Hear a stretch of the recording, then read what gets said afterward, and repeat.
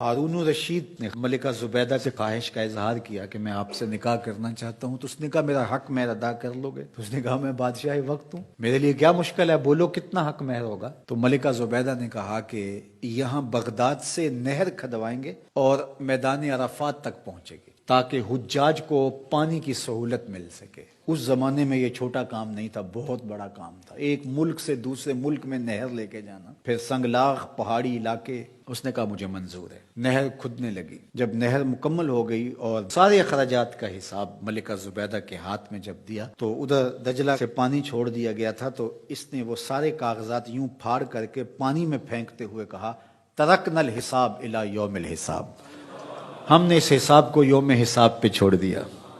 اللہ اکبر! آج ہم حساب نہیں کرتے، اللہ بھی ہمارا حساب نہ کرے۔ تو اللہ کے بارگاہ میں جب پیش ہو جاؤ، اس کے راہ میں دو، پھر بے حساب دیا کرو، اللہ ہمارا حساب آسان کر دینا۔ حضور علیہ الصلوۃ والسلام جب اللہ کے حضور دعا مانگتے تھے تو یہ دعا بھی کبھی مانگتے، اللہم حاسبنی حسابا یسیرا۔ اللہ اکبر! اللہ کے محبوب ہو کہ اللہ کی بارگاہ میں عرض گزار ہیں، اے اللہ میرا حساب آسان فرمانا۔ ام المومنین سیدہ عائشہ رضی اللہ تعالی عنہا فرماتی ہیں کہ حضور حساب یسیر سے مراد کیا ہے؟ تو آقا کریم نے فرمایا کہ بس اللہ کے حضور پیشی ہوگی، اللہ حساب دیکھے گا اور یوں ہی معاف کر دے گا۔ جس کا پھر حساب شروع ہو گیا فرمایا وہ ہلاک ہو گیا۔ اگر کسی کی جانچ پڑتال شروع ہو گئی تو پھر وہ نہیں بچ پائے گا۔ تو اللہ سے یہ بات عرض کرو کہ مالک میرا حساب یسیر فرمانا، آسان حساب، بلکہ مالک تو کریم ہے، تو نہ ہی حساب لینا، تو یوں ہی معاف کر دینا۔ تو اللہ کی بارگاہ میں جب ہم کہتے ہیں ربنا آتنا فی الدنیا حسنۃ وفی الآخرۃ حسنہ، تو حسنہ آخرت سے مراد ہوتا ہے مالک میرا حساب آسان ہو، فضائے اکبر کے دن میں امن میں رہوں، اور مالک تو جنت میرا مقسوم فرما دے۔ اور آخری جملہ اس دعا کا وقنا عذاب النار، اور اللہ مجھے آتش دوزخ سے بچا لے۔ حسنات آخرت جب طلب کی تو اس نے دوزخ کے نجات کی دعا شامل تھی، کیونکہ جب دخول جنت کی دعا ہو گئی تو دوزخ سے بچیں گے تو جنت میں جائیں گے، لیکن الگ سے اس کا ذکر کر دیا گیا اس کی ہولناکی کی وجہ سے کہ وقنا عذاب النار، اے اللہ مجھے آتش دوزخ سے بچا لے۔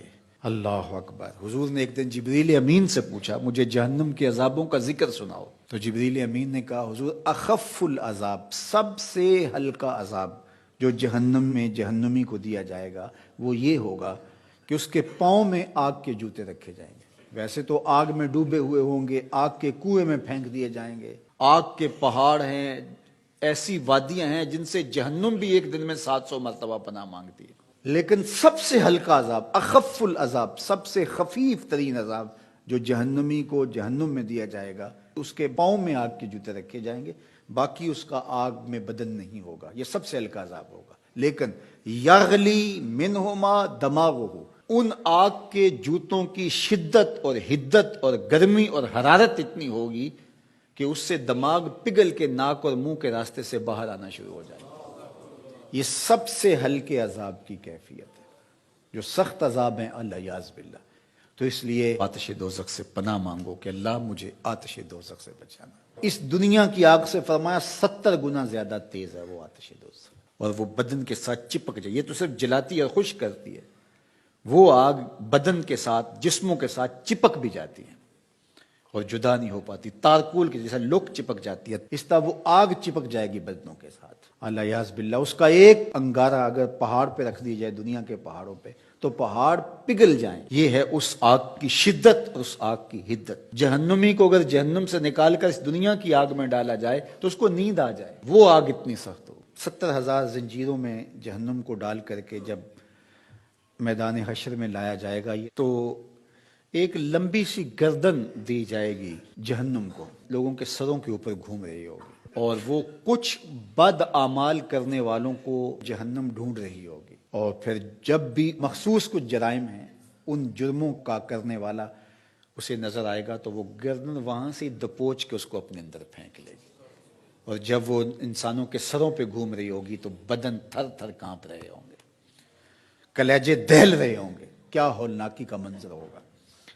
تو اس لیے اللہ کی بارگاہ میں یہ تیسری دعا اس دعا میں شامل کی گئی، وقنا عذاب النار۔ اے اللہ آتش دوزخ سے ہمیں بچانا، اس دن کی سختیوں سے بچانا، اس دن کی مشکلوں سے بچانا۔ آئیے مل کے اللہ کی بارگاہ میں یہ دعا مانگ لیتے ہیں، ربنا آتنا فی الدنیا حسنۃ وفی الآخرۃ حسنۃ وقنا عذاب النار۔